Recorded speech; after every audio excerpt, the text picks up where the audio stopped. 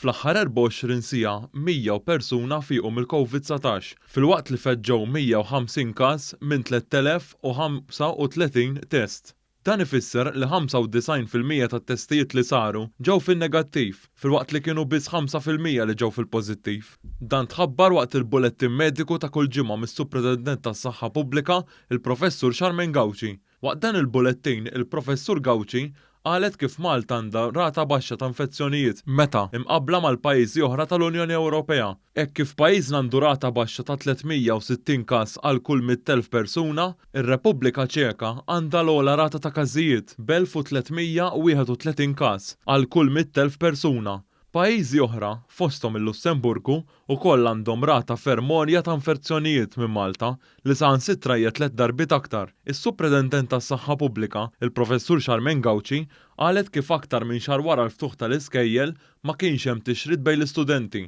hekk kif dawn qed isegwu l-linji gwidi li saru mill-awtoritajiet tas-saħħa flimkien mal-Ministeru għall-Edukazzjoni.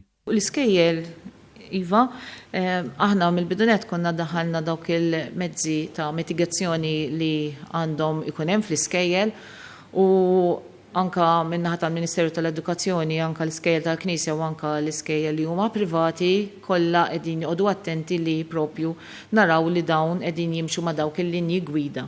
U dan qegħdin narawh fir-riżultat. Ir-riżultat li mill-każijiet li qegħdin jiġu notifikati aħna ma rajniex li kien hemm firxa u trasmissjoni bejn it-tfal infushom. Dwar il-vaċċin, il-Professur Gauci qalet li l-aħbar ta' din il-ġimgħa kienu fatti inkoraġġanti, iżda xorta appella tal-kawtela u żamma tal-miżuri.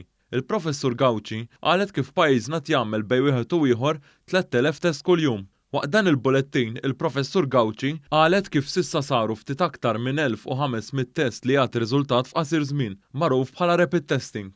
Dawn saru fiċ-ċentru tal-ittestjar li fetaħ apposta fl-Isptar Boffa fil-Florjana. Il-Professur Gauci qalet li jekk kif qed joqrob iż-żmien ta' festi, wieħed għandu jkun responsabbli u ma jiltaqax fi gruppi kbar filwaqt li aċċennat fuq iż-żamma tad-distanza soċjali u l-ilbies tal-maskra.